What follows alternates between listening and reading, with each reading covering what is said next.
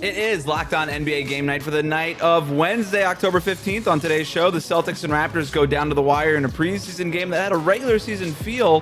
What did we learn other than the fact that another Celtics starter got injured? Plus, the Kings are making roster moves and Russell Westbrook is headed to Sacramento. Surely nothing can go wrong. And finally, an update on LeBron's injury timeline. All of that and more coming up on Locked On NBA Game Night. When that final buzzer rings, you know it's time for Locked On NBA Game Night. All the post-game reactions to every game across the league, every single night, with insights only the hosts at Locked On can provide. It's the true NBA fans' one stop for all the action. Every game, every night. It's Locked On NBA Game Night. Tipping off now. Hello and welcome to Locked On NBA Game Night. Wes Goldberg here with Tony East, however you might be tuning in on YouTube or on your favorite podcast app. Thanks for making Locked On NBA your first listen every day. Today's episode is brought to you by Game Time. Download the Game Time app, create an account, use the code Locked On NBA for $20 off your first purchase. I have a jam-packed show for you today. The Kings made two key roster moves. We have information on when LeBron James will make his season debut, and Tony and I might be buying stock in a bottom dweller in the East. We'll talk about all of that later, but let's start in Boston, where the Celtics beat the Raptors in a thriller of a preseason game. Both teams treated this like a regular season game, Tony. The Celtics played their best players deep into the fourth, and the Raptors, they did what they do in the regular season. They pulled their best players late in a close game. Jamison Battle hit the game-tying three with 10 seconds left, and then Xavier Tillman made a floater over Battle in the final seconds for the win. Here's John Corrales from Locked On Celtics with more. Celtics survive another almost collapse against the Toronto Raptors. Thank you, Xavier Tillman, scoring 7 points in the final couple of minutes here to save the Celtics and close out the preseason 3-1. Derrick White was incredible in this game. He is just a pure hooper. He's flirting with a triple-double, I think, this season on most nights because he's getting in there, rebounding, obviously dropping dimes, had 30-plus in this game. But the big story for the Celtics is Jaylen Brown going down with left hamstring tightness. He left the game halfway through the first quarter. Hamstring has been an issue for Jaylen his whole career, and once again, it's bothering him. No clue on how long he's going to be out, but the Celtics have to be very careful with a hamstring injury with Jaylen Brown. So, obviously, missed most of this game. I don't know what his status is going to be for the beginning of the season, but you have to assume, just because it's Jaylen Brown, that there's a strong chance that he's going to miss some time to start the season and get that hamstring right. And that's pretty much a worst-case scenario for Boston, who's already kind of flirting with being a mediocre team. This could really make the start of the season tough. The Celtics are already looking at a very tough 7-game stretch to open the season, a couple of games against Philly. They play Cleveland. It's just a really tough schedule, and that's going to make it very difficult for the Celtics to overcome. So we'll see, but Jaylen Brown going down, definitely a big problem for the Celtics. Tony, I want to touch on the Jaylen Brown stuff here in a second, but before we get to that, is Derrick White a pure hooper? 17 threes is, I don't think anybody puts that in the pure hooper classification, but he's a little different. Like he's got some fierceness to the threes, the way he chases down the ball, even with San Antonio, like that was always his heady skill to me. Developing passer. Maybe that's a little harsh. He's always been a good passer. No, not the traditional classification of pure hooper, but in his own way and in the Celtics way, certainly, yes, he is. He was very good in this game. He was awesome, and the Celtics are just running everything through Derrick White right now. And what really stood out to me about Derrick White, we always knew he was capable of doing more. And sort of the charm of having Derrick White on the Celtics was always like, we know you can do more. You're not doing more.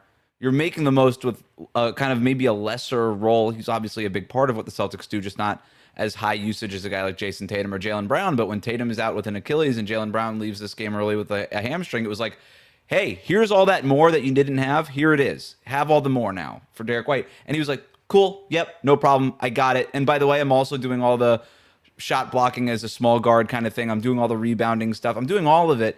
And he was excellent in this game to the point where I'm just like, yeah, he's going to be probably an all-star this year, no matter what, as long as he's healthy. And the Celtics are just like at least sort of good. But We should at least talk about the Jaylen Brown thing now, because I do think, and I agree with John, that that's the big story coming out of this. Jaylen Brown leaves the game early with a hamstring, Tony. That's just, it's a tough blow. But how big of a deal is it for the Celtics if he has to miss some time here, like John was saying? Yeah, huge. I mean, even if it's like the best case scenario, any muscle, anything is going to be some absence, whether it's just practice time, real games, who knows? But like, you don't check yourself out of a game and run back to the locker room unless it's something, right? The Pacers, I cover, already have 2 hamstring injuries in the preseason, right? You miss time. You just do. And for the Celtics specifically, who have some ball handlers like Anthony Simons can play more. He played a lot in this game. Josh Minot's been good for them. Their rookie Gonzalez, I love him. He spins a lot. But like, these aren't guys you're like dying to rely on in the regular season, right? Simons' defense is the exact reason that he got traded, and the Celtics might honestly trade him. Minot's really unproven. Jordan Walsh is very unproven. Gonzalez is a rookie. Baylor Shimon's been playing in the preseason. He's in his second season. Like, they have guys capable of playing more, but none of them are so proven besides Simons, who is very offensively focused in a huge role. So certainly a loss for them on the defensive end. And of course, he's their best player. It's huge at the position specifically because they also don't have Tatum, but it's also huge because he was their best player on a team with like back-end playoff / play-in aspirations. No, Jaylen Brown got hurt, not Derrick White. Yes. I did You describe said the a lot best of player very got hurt. things. So I get why people think of Derrick White like that. I do not think he's better than Jaylen Brown, but I do get it. I get it. I'm gonna go not a very big deal here. Wow. If Jaylen Brown has to miss some time. And the reason is because I don't think, and Joe Mazzulla might roll over with me saying this, I don't think winning games matters for the Celtics this year. I'm not saying they don't care about winning games. I'm just saying I don't care about them winning games. This year is about them developing guys that can be there when Jaylen Brown and Jason Tatum and Derrick White are all healthy next year. A lottery pick. And a lottery pick might be helpful for them it. as well. But it's like Jaylen Brown missing time. It's like, for who cares? Like, he has to miss 2 weeks into the regular season for what? I don't think I'm low on the Celtics anyway. I don't think they're a playoff team. I just don't see the way that I know that everybody thinks the formula is just shooting threes. It's not. There's so much more to the formula. Part of it is winning the foul battle, winning the turnover battle, winning the defense battle, not giving up easy shots at the rim. And without Al Horford, Drew Holiday, and Jason Tatum, all of that stuff was going to be basically impossible if you're replacing those guys with Baylor Shireman and Anthony Simons and Luka Garza. I don't necessarily see it all working out the way that it did in the past. So I don't know that it just matters as much. Let Jaylen Brown get healthy. Like, you don't want him out for extended amount of time. Just make sure he's 100% when he comes back. You're probably going to lose some games. So who cares? That's reasonable, and they have young guys who can step in to those roles. I was down on them because their front court depth is scary. Like Boucher, Keita, Garza, Tillman is like, you miss Porzingis too. Like, they're missing a lot of front court guys from last year. But honestly, like, those guys have been better in the preseason than I maybe thought. Garza was really good. I think they played Memphis when he was awesome. Keita was really good tonight. Tillman hit the game-winning shot after like just trucking over people throughout the first quarter. Boucher's been kind of up and down, but like, okay, maybe that'll be a little better than I thought. But if that is subtract Jaylen Brown, like, how good can this team really be? Meanwhile, it was the first time that we saw the Raptors projected starting the lineup. Here's Locked On Raptors host Sean Woodley with his takeaway. Finally, the Toronto Raptors starters play basketball together. Sean here, Locked On Raptors. Quick thoughts on the Raptors. 110-108 preseason loss to the Boston Celtics. The result of this one does not matter. It was benches cleared in the final stretch of this game. What really matters here is that we finally saw Emmanuel Quickley, R.J. Barrett, Brandon Ingram, Scotty Barnes, and Jakob Poeltl play basketball together for the first time since the Brandon Ingram trade 8 months ago. And look, out of the gate, maybe as you'd expect for a group of 5 guys playing their first minutes together, it was like a bunch of cousins kissing out there. It was pretty disconnected. The offense was stagnant. Canadians. There was not really a plan, it seemed, for how they were going to operate. They got waxed in their first 5 or so minutes of court time together. But then in their second 2 shifts over the course of the game, second quarter, third quarter, they found some connectivity on the offensive end, some really nice sequences of one advantage leading to another advantage, leading to a good shot, guys drawing 2 to the ball and then making the right play out of that, stuff that you'd expect will even get smoother as time goes on. The problem is, so far, Scotty Barnes has yet to find his space within this starting group, playing with Brandon Ingram. In the preseason, Scotty Barnes shot 6 of 30 from the field, 3 of 13 tonight.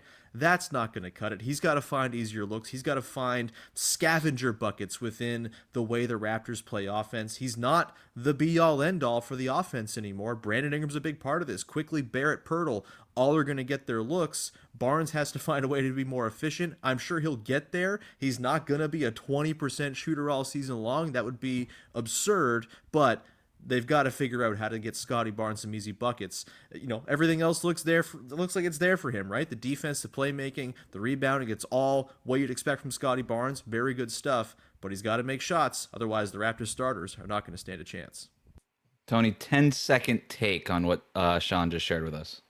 Yeah, the starters all together were minus 12, right? I was bullish on the Raptors getting quickly back and that group kind of clicking, and Ingram looks good in there. But like, if Scotty's not good when the season starts, it's not going to look very good. And I think that's kind of the take for them in general. But they mix and matched well. I'm sorry, I'm going over 10 seconds. So I still kind of believe, but it's certainly clunky, and Barnes has to be better.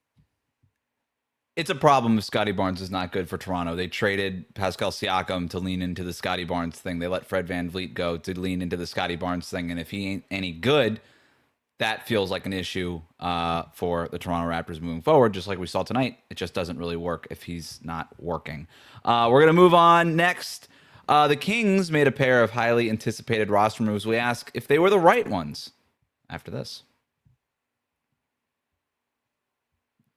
Today's episode of Locked On NBA Game Night is brought to you by FanDuel. The NFL season is here, and FanDuel is an offer you're not going to want to miss. Right now, new customers can bet just $5 and get $300 in bonus bets if you win. That's right. Pick a bet, put down $5, and if it hits, you'll unlock $300 in bonus bets to use across the app. I love how FanDuel gives me so many ways to play. I've built parlays, I've tried player props, I've even followed the live lines during games. It makes watching football even more exciting when you've got a little something riding on the action. Whether you're a casual fan or love diving into the stats, FanDuel makes the game day experience so much better. So what are you waiting for? Visit FanDuel.com to download the FanDuel app today and get started.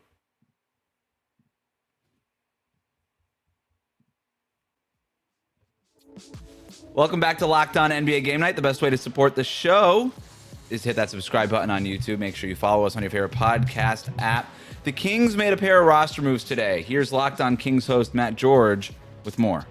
Matt George here from the Locked On Kings podcast inside the Golden One Center. We're waiting for Game 3 of the Kings preseason to start, but it was a busy day in Kings land. Both Russell Westbrook agreeing to a deal with the Kings and Keegan Murray agreeing to a contract extension. Let's start with Russ first. I'm seeing a lot of the reaction. Why? Why are the Sacramento Kings making this move? There are some on-the-court issues for sure with Russell Westbrook joining the Kings, making them the third oldest team in the NBA, by the way.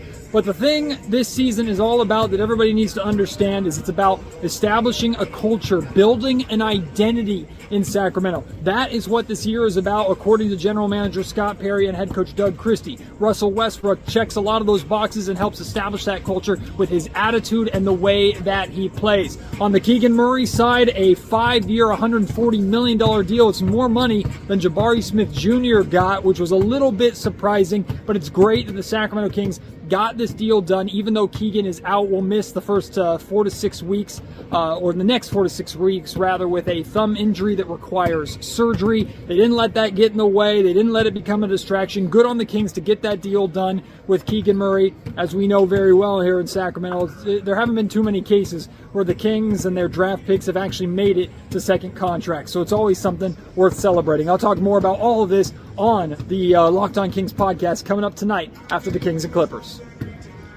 So, Tony, that brings us to our new segment that we are calling Kings or Kangz. Kings or Kangz. And if it's good, Wow. it's Kings. If it's bad, like something the Kings would typically do, it's Kangz. So it was reported that Sacramento is signing Russell Westbrook to a 1-year minimum contract. Tony? Kings or Kangz. Whose voice is that? It is artificial intelligence. I'm kind of okay. This is hard. I'm kind of neutral on both. I think I lean slightly good Kings on Russ. Their guard room's really crowded, and I would have liked them to play Devin Carter because as a team, I'm kind of like, what's going on in the future of your guards? Because now their guard rotation is like Dennis Schroeder, Levine, DeRozan, Russ, Keon Ellis, and Malik Monk. Like that's like some names. Those are some good players. Russ will play. He'll be good. He'll provide energy on a team that's like bench was kind of listless last year. But I think Matt's right. This team needs like any sort of identity and culture build with a new coach. Well, new permanent coach, I guess. Christie coached last year, and certainly a new GM. Like if he can provide that, that's good. Like they need a franchise oomph in a way that they haven't had the last couple of years. I'm on board with that for a minimum, even though I do think that they should try to find a way to play Devin Carter. Maybe the injury to Keegan Murray to start the season gives him that. I'm not quite Kangz on Keegan Murray, but I'm closer to that than Kangz. Don't jump the gun. We'll do Keegan Go to Murray Russ. in a second. Do Russ. Just do Russ. I hate this. I think it's totally Kangz. Wow. In the context of their roster, it's not very good, but I get it. I do get it. Well, you already decided to sign a point guard in Dennis Schroeder. Yes. Why are you then like make a decision and stick to it? It's almost like they signed Schroeder and they're like, you know what? We kind of also want Russell. It's like going to the mall and just buying a bunch of different outfits, trying them on, and just being like, I'll return the one I don't like, and then the thing that makes it weird to the point that you're saying is like we heard all offseason like maybe they're going to trade Monk away, maybe they're going to trade Carter away. Like they were trying to make room to make it so they had one less outfit, to use your pun, and we're like, we'll do it anyway. You know, like that's a little weird. I'll give them that. Yeah, they're like, we don't have enough room on the debit card, but it's like, whatever. Who cares? And I really don't like this though, mostly because it pushes two guys down on the depth chart who I think should be playing. Devin Carter, Keon Ellis. These guys need to be playing more minutes. If the Sacramento Kings, if Doug Christie says one time, if that general manager comes out and says one time that they care about defense, I just want to show them their list of transactions because they clearly do not care about defense in Sacramento at all, to the point where they actually have good defenders on the roster and they're like, let's make sure these guys play less. And that's what they did in signing Russell Westbrook. I think this is totally Kangz. Other roster move. They extend Keegan Murray 5 years, 140. What's the score of their game right now? It's also probably Kangz. What is it? They're down 83-58 at the moment. Correct. Great. That's definitely Kangz. Keegan Murray, 5 years, $140 million, $28 million in average annual value. Tony. Kings or Kangz? I'm slightly okay. Like Keegan Murray's good. I'm slightly more Kangz on that one. Like Matt had a good comp in there. Like Jabari Smith's just been better than him and got less than this. He's their only wing. Like they need a forward/wing at all. All the rest of them are guards or natural forwards, I would say. So yeah, okay, I get that. And like at the end of the day, if you can shoot pretty well and defend pretty well, like you're probably a $20+ million player. It's not going to look horrible. It's just like such a low upside thing. And now you can't trade him this specific one season because of the poison pill stuff. Like, is that really something they wanted to tie themselves into to pay him $140 million over 5 years? He's good. Having a good player on your team is a good thing. Like, thumbs up on that. But I'm like, it's just a weird in tandem thing to do with the Russ stuff when it's like, it seems like you're trying to go for it right now. And then you're long-term paying this guy. And I don't know. He's a fine player. I shouldn't be this negative on it, but I'm like a little down on that one. I'm not totally Kangz on this, but he's not as good as I think people think maybe he is sometimes. His 3-point percentage has dropped every year. He's never averaged more than 1.7 assists per game. 98% of his field goals are assisted. There's just nothing really off the bounce with him. And Mike Brown experimented early last year to try to get that going, and he eventually just went away from it because it's not for a lack of trying, in other words, right? Mike Brown tried to get it going, and it just wasn't working. He hasn't showed anything. Now, he has gotten better as a finisher at the rim, and as a defender, he's gotten better in those two categories, but he's also already, in air quotes, 25. Like, he was 22 when he was drafted. So he's older for guys in his class, like Jabari Smith and all. He's older. But look, I can't go fully Kangz on this because it's not a ton of money in today's CBA. Right. It's about what a guy like Andrew Wiggins is making, and I think that's fine. I don't think he's as good as Andrew Wiggins, but that might be like his best comp in terms of usage is like a 3, sometimes 4. I don't think it's a positive value contract. I also don't think it's a negative value contract. I don't think you can make him the blue chip part, young piece in a trade to make a dramatic roster upgrade. But I also think if the Kings wanted to try to move him, they probably could find a taker for him without having to move a bunch of assets to do it. You mentioned the Clippers score. It's not good. They were down 20 at halftime. It seems like they're down even more now while we're recording this. During the broadcast, the Kings announcers were trying to make the argument that Zach LaVine is a good defender. Tony? Kings or Kangz? Kangz. Obviously. I mean, none of their veteran guys are good defenders, right? Westbrook is like an intense defender and certainly has his moments. I tweeted last season that Westbrook leads the NBA in plays that would only happen to him. I still believe that. Good or bad, to be clear. DeRozan's not a good defender. LaVine's not a good defender. Sabonis is a good on-post guys defender, but not really a good defender. Yeah, they're not going to be a good defensive team. No.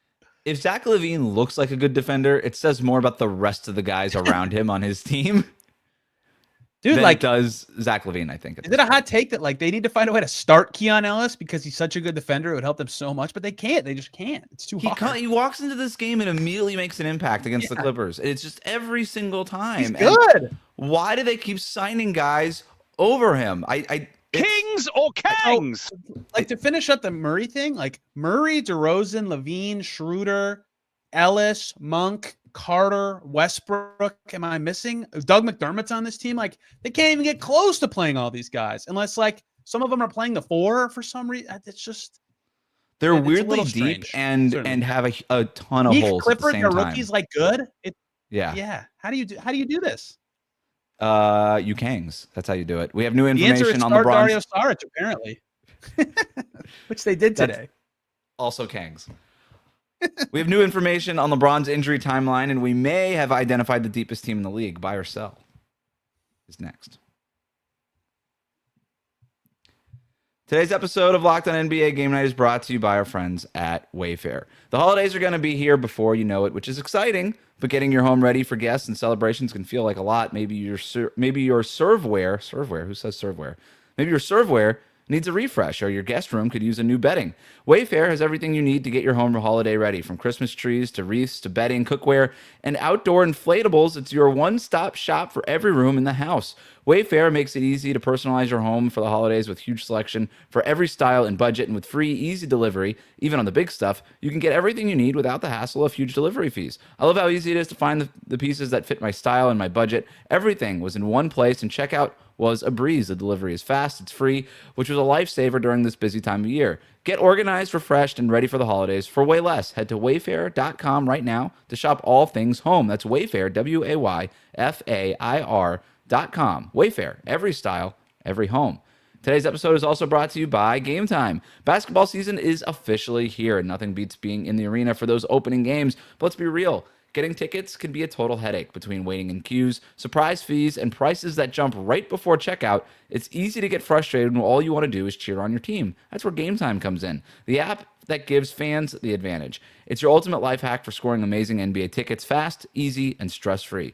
I love that what you see is what you pay, no hidden fees at checkout. Plus, I could see exactly what my view looked like before I bought the tickets with their in-app seat view feature. Their zone deals are a game changer. You pick the section, Game Time picks your seats, and you save big. You can even find NBA tickets for under $25. So take the guesswork out of buying NBA tickets with Game Time. Download the Game Time app, create an account, use the code LOCKEDONNBA for $20 off your first purchase. Terms apply. That's code LOCKEDONNBA for $20 off. Swipe, tap, ticket, go, Game Time. Welcome back to Locked On NBA Game Night. If you're enjoying the show, make sure you hit that subscribe button. Also, go follow all of the local experts, local podcasts that are going to be talking about our big stories even deeper. Go check out Matt George over at Locked On Kings. Go check out John Corrales on Locked On Celtics. Sean Woodley over at Locked On Raptors. And you can also check out Locked On Lakers, because I'm sure they're going to be talking about our other big headline from the night. But Tony, we're wrapping up our Wednesday at night episode the way we do every week with buy or sell. We'll start with the Los Angeles Lakers, who took on the Dallas Mavericks tonight. Luka Doncic did not play against his former team after making his preseason debut on Tuesday night, but the big story from this one came before tip-off, when Shams reported that LeBron James is not expected to return until mid-November at the earliest as he deals with sciatica. Tony, buy or sell the Lakers surviving until the middle of November without LeBron James? Yeah, I buy they can do it. They have Luka Doncic now, right? Like he's that. Yes, I love this. We're rolling on the sound effects these days. Like, it was always kind of a question anyway of, like, can they do this Reeves starting thing? Like, what's going to be the right balance of their lineup? The reason that question matters is because they have enough good players that's a discussion. They're thinner, certainly. Like, LeBron is very good. It's a loss for their team, obviously, but Luka is good enough and the team around him makes enough sense. And, like, they're starting to try to build around Luka anyway that, yeah, they'll survive. They'll be worse, but they'll survive. And they have to. Like, LeBron is so old, you have to be patient with him. Yeah, be patient with LeBron. To your point, you want him at the end of the season to be fresh. You don't necessarily need him at the beginning of the season to be fresh. And I actually think it's might be a little bit of a blessing in disguise for the Lakers. Like, let's just get this Luka Doncic, DeAndre Ayton new team situated and figured out. Let's get these guys rolling. I have 100% confidence that LeBron can walk into it as long as he wants to, right? LeBron can walk into it and just be like, yep, I know exactly where I fit in this. Not a problem. And so, yeah, I agree with you. I'm buying it. I think they can survive until the middle of November. And honestly, that seems like a better timeline than I think some people were even expecting because of what this injury kind of sounds like. But there's that. Let's go back to Sacramento, but we're going to talk about the other team. We're going to talk about the Clippers. They were up 20 at halftime, dominating the Sacramento Kings in this one. Brook Lopez, 12 points off the bench in the first half. John Collins, he had 11 points off the bench in the first half. Chris Paul, who's back on the Clippers, had 9 assists off the bench in the first half. Tony, buy or sell it, the Clippers are the deepest team in the NBA. Yeah, I'm getting close to buying that. They like someone legitimately good, like pretty good, is not going to play for them. I mean, but that's probably a good thing to have because the criticism of their depth is they're so old and creaky. And like a lot of old teams, I use that creaky term for, but they have so many guys that they're not going to feel that way. Like they'll be able to balance minutes and be spry and be careful on back-to-backs. They are so deep that like probably Batum is going to be the guy like who doesn't play. Bogdan Bogdanovic not playing right now. Like if he comes back, is Batum just out of the rotation? Nick Batum is good, right? Like they're just straight up going to have good players not playing. They're very deep. All their bench guys are good. Their starting lineup makes a ton of sense. If Kawhi's contract is not voided, they're the deepest team. I think they have to be, right? And Kawhi looked great. He looked great in this game, which he wasn't even available to start the year last year, and we saw the Clippers finished it. If they could avoid the distraction of the whole Kawhi thing that you referenced, I do think that they are the deepest team in the NBA. I do love what Ty Lue has decided to do with the starting lineup. Bradley Beal didn't play in this one, but I guess he's been promised a starting job here.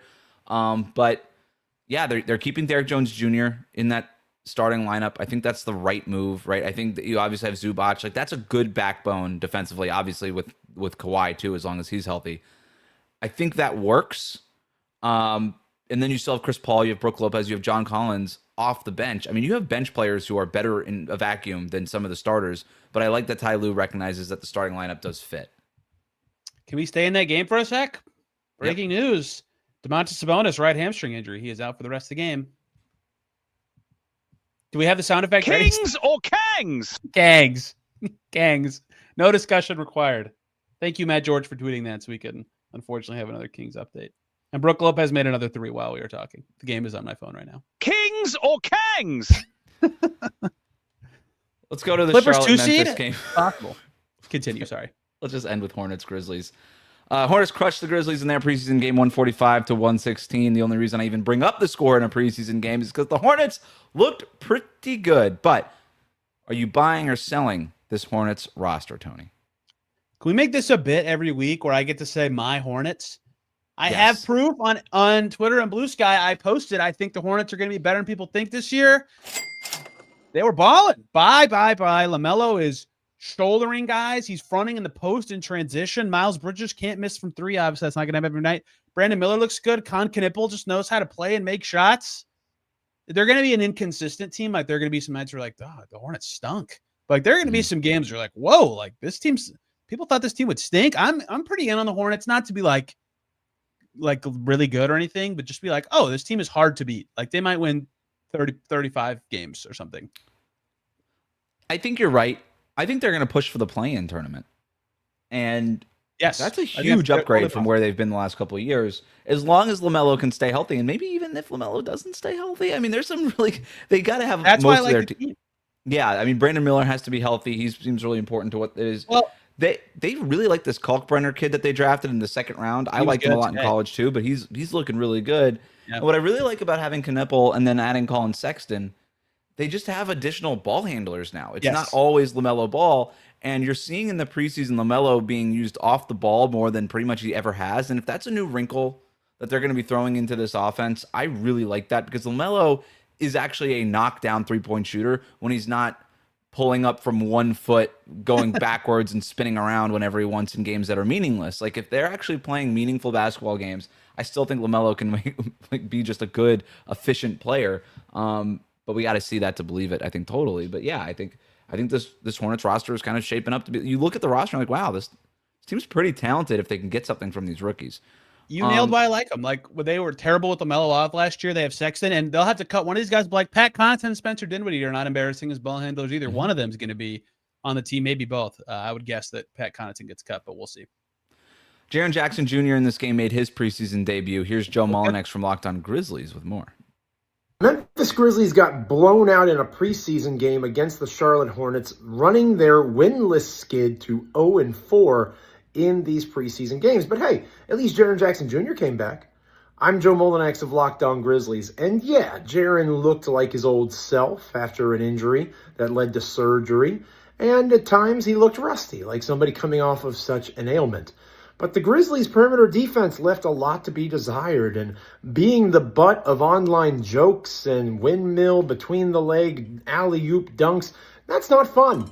And it leads me to wonder, what exactly is the direction of the Memphis Grizzlies? On one hand, Ty Jerome, after 5 days off with no known ailment, sits out after an extended break, and yet Jaren Jackson Jr. plays in the preseason game after weeks of being told that he'd hopefully be ready for opening night, and they're taking things the way that they need to be taken. What exactly is the goal of the Memphis Grizzlies in the preseason? They seem directionless right now. David Locke, can you please bail out Joe from whatever jail cell he's recording from? Look, he mentioned the winless streak in the preseason right now. They did not look good in this game. Jaren Jackson Jr. came back. That's great. Of course, Ja Morant already out with an ankle injury. Tony, buy or sell the Grizzlies season already being derailed by injuries. Yeah, I'm a little scared, right? We'll see if Ja plays, they might be fine, but like their front court is so decimated already to the point where I'm like, wow, Javon Small looks good. And then I'm like, wait, like Javon Small is standing out. Like, what is going on with this team? Most of their core guys were like fine in this game, so I'm not like freaking out yet, but like every time Memphis tweets an injury report, I'm like, oh my God, what? Like all those players are hurt or like going to miss. So not worried. They have a lot of depth, but it's concerning how hurt they are already. Yeah, I mean, look, they've had a lot of depth for years. It's sort of what they do, but it doesn't save them as if Ja Morant and Jaren Jackson Jr. are just missing extended time. And this is the issue with Morant, right? It's like every time he comes back on the court, it's a ticking time bomb until he's off the court again. And it just feels that way. And Jaren Jackson Jr.